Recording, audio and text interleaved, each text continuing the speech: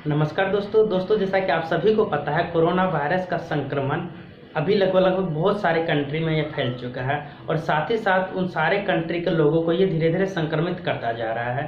दोस्तों अगर present condition का मैं बात करूं तो अमेरिका में सबसे ज़्यादा कोरोना वायरस पॉजिटिव का जो पेशेंट है वहाँ पर है। अगर डेटा की मैं बात करूँ दोस्तों तो लगभग 8 लाख लोगों वहाँ पे कोरोना वायरस से पॉजिटिव हो चुके हैं और साथ ही साथ दोस्तों वहाँ पर लगभग 42,000 लोगों की डेथ भी हो चुकी है।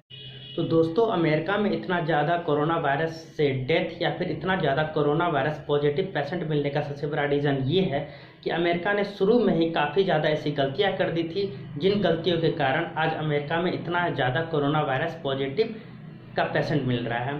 तो दोस्तों इस वीडियो में मेनली हम लोग उन सारे फैक्ट्स के बारे में जानेंगे, उन सारी गलतियों के बारे में जानेंगे जो गलतियां अमेरिका ने की थी स्टार्टिंग में ही और जिसके कारण अभी तक अमेरिका में कोरोना वायरस का जो पॉजिटिव मरीज़ है वो काफ़ी ज़्यादा मिल रहा है और पर डे मिल रहा है और वहाँ की डेथ रेशियो भी पर डे बढ़ रही है। तो आइए दोस्तों मेनली हम लोग जानते हैं उन सारे फैक्ट्स के बारे में, उस पॉइंट्स के बारे में, उन मिस्टेक्स के बारे में जो अमेरिका ने स्टार्टिंग में किया और अभी अमेरिका में जिस मिस्टेक के कारण इतना ज़्यादा कोरोना वायरस पॉजिटिव पेशेंट मिल रहे हैं। तो आइए दोस्तों वीडियो स्टार्ट करते हैं और जानते हैं उन सारे मिस्टेक्स के बारे में।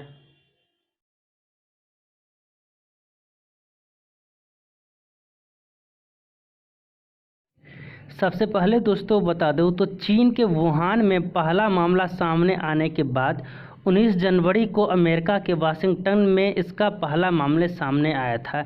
इसके बाद लगातार इसके मामले अलग अलग राज्यों में सामने आने लगे थे।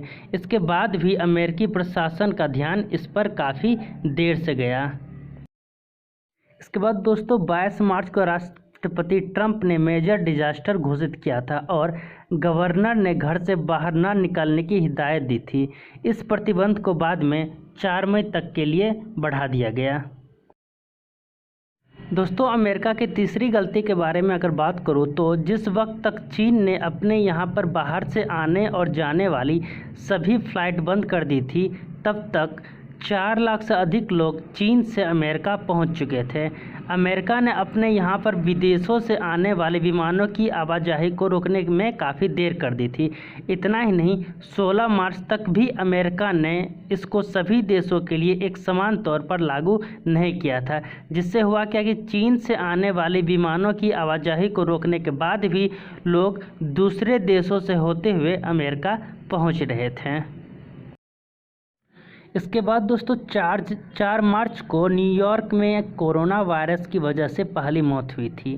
हालांकि यहां पर 7 मार्च को ही गवर्नर ने स्टेट इमरजेंसी का ऐलान कर दिया था और लोगों को घरों में ही रहने की सख्त हिदायत दी गई थी। इसके बाद भी लोगों ने इसको सीरियसली नहीं लिया, जिसकी वजह से यहां पे हालात बेकाबू हो गए। 23 मार्च को न्यूयॉर्क के तट पर सैकड़ों लोगों की जमा भीड़ की फ़ोटो वायरल होने के बाद गवर्नर ने लॉकडाउन को सख्ती से लागू करने का आदेश दे दिया। आगे दोस्तों बताऊं तो चीन में इस वायरस के लगातार फैलने के बीच अमेरिका ने चीन को काफ़ी मात्रा में पर्सनल प्रोटेक्टिव इक्विपमेंट्स दिए थे। उस वक्त तक ये वायरस अमेरिका समेत कई देशों में फैल चुका था। इसके बाद भी अमेरिका में लगातार बढ़ रहे मामलों पर ध्यान नहीं दिया गया। इसकी वजह से अमेरिका में ही इन इक्विपमेंट्स की कमी हो गई। कुछ दिन पहले ही वाशिंगटन में हेल्थ वर्कर्स ने इसके खिलाफ अपने गुस्से का भी इजहार किया था। इसके बाद दोस्तों राज्यों के गवर्नरों की राय और हेल्थ डिपार्टमेंट के टॉप विशेषज्ञों की राय को राष्ट्रपति डोनाल्ड ट्रंप ने इग्नोर कर दिया। अमेरिका के टॉप विशेषज्ञ डॉक्टर फॉसी से उनका टकराव इसका एक प्रूफ भी है। दोस्तों राष्ट्रपति ट्रंप की तरफ से लगातार ये स्टेटमेंट भी आ रहा था कि प्रशासन इस पर काबू पा लेगा और इसकी वजह से अमेरिकियों को कोई भी खतरा नहीं है।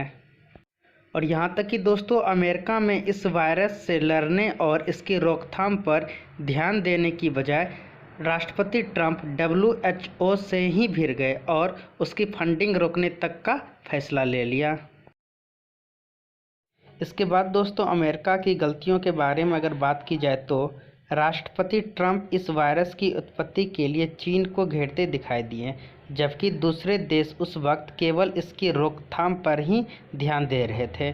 यहाँ तक कि दोस्तों कैलिफोर्निया, न्यूयॉर्क, मिशिगन, वाशिंगटन में हेल्थ वर्कर्स ने 2 दिन पहले ही सड़कों पर उतरकर वेंटिलेटर, मास्क, गाउन की कमी के खिलाफ प्रदर्शन भी किया था। तो दोस्तों अगर आपको वीडियो अच्छा लगा हो तो प्लीज़ चैनल को सब्सक्राइब कर दें, वीडियो को लाइक कर दें और ज़्यादा से ज़्यादा शेयर करें। तो मिलते हैं दोस्तों हम लोग अपने नेक्स्ट वीडियो में।